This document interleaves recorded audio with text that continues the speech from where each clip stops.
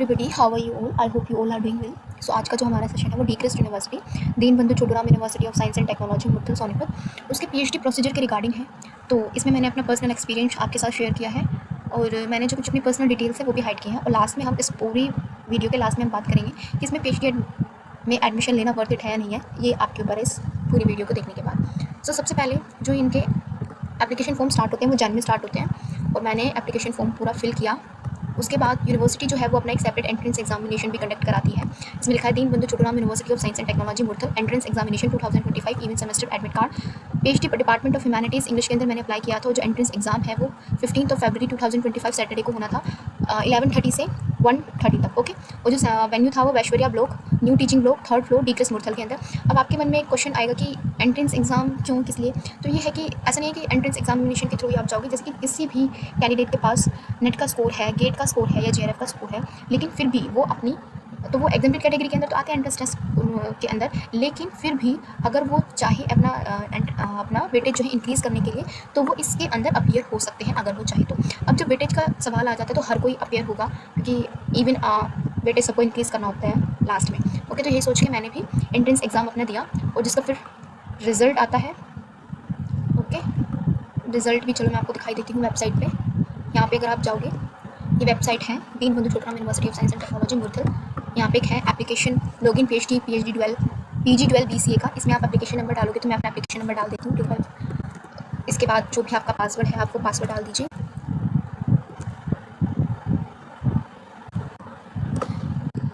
तो मैंने अपना पासवर्ड डाल के लॉगिन किया तो आपके पास कुछ ऐसा इंटरफेस दिखेगा। होम एप्लीकेशन फॉर्म, आपका पूरा एप्लीकेशन फॉर्म फिर दिखाई देगा।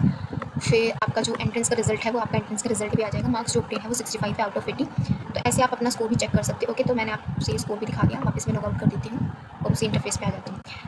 एंट्रेंस एग्जामिनेशन देने के बाद फिर एक लिस्ट आती है कि किन किन कैंडिडेट्स को इन्होंने इंटरव्यू के लिए बुलाया है। 24 फरवरी और 25 फरवरी को जो है इंटरव्यू होना था। ओके, उसके बाद हमारे पास एक मेल आती है कि ड्यू टू अनअवॉइडेबल सर्कमस्टांसेस जो डीआरसी मीटिंग थी 24 और 20 फरवरी को होनी थी पीएचडी एडमिशन्स के लिए डिफरेंट डिपार्टमेंट्स के अंदर, वो अभी पोस्टपोन कर दी गई है जब तक कोई नोटिफिकेशन दूसरा नहीं आता है तब तक, और आपको जल्दी नोटिफाई कर दिया जाएगा। ओके, इसके बाद कोई नोटिस नहीं आता है और कुछ दिनों बाद अचानक से एक नोटिस आता है कि start of online application form, यानी कि जो अभी तक आपने पूरा प्रोसेस किया था, एप्लीकेशन फॉर्म निकाले थे बच्चों ने, स्टूडेंट्स ने एप्लीकेशन फॉर्म फिल किए, एंट्रेंस एडमिट कार्ड आता है, उसके बाद आप एंट्रेंस देने जाते हो, उसका रिजल्ट आता है, इंटरव्यू का पूरा नोटिस आता है, आप पूरा जो प्रोसेस है वो वेस्ट चला गया। ये दोबारा से अपना पूरा जो शेड्यूल है वो इंट्रोड्यूस करते हैं कि 11 अप्रैल से ये अपना ऑनलाइन सबमिशन फॉर्म स्टार्ट करेंगे। लास्ट डेट जो है वो 20 है। एडमिट कार्ड जो आ जाएंगे वेबसाइट पे वो 22 है। एंट्रेंस एग्जाम जो होना था वो 26 को था। डिक्लेरेशन ऑफ रिजल्ट, जो एंट्रेंस का रिजल्ट आना था, इस पर ध्यान दीजिएगा, वो 1 तारीख को आना था मई में। ओके, इसके बाद फिर से ये सुन के मैं फिर से अब एप्लीकेशन फॉर्म अप्लाई किया। प्रोस्पेक्टस भी वो दोबारा से रिलीज़ कर देते हैं, वो जो पहले था उसको हटा के दोबारा से इंट्रोड्यूस करते हैं। पीएचडी प्रोस्पेक्टस अप्रैल 2025 इवन सेमेस्टर। आप चाहो तो इसे देख सकते हो और मैं कमेंट में भी पिन कर दूँगी अगर किसी को चाहिए तो। उसके बाद दोबारा से एप्लीकेशन फॉर्म फिल करने के बाद एडमिट कार्ड आते हैं। 26 अप्रैल को एंट्रेंस एग्जाम था PhD department of humanities English के अंदर ही 11 o'clock से 1 तक।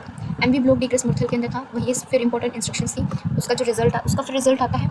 उसके बाद एक नोटिस आता है। हाँ, एंट्रेंस एग्ज़ाम होने के बाद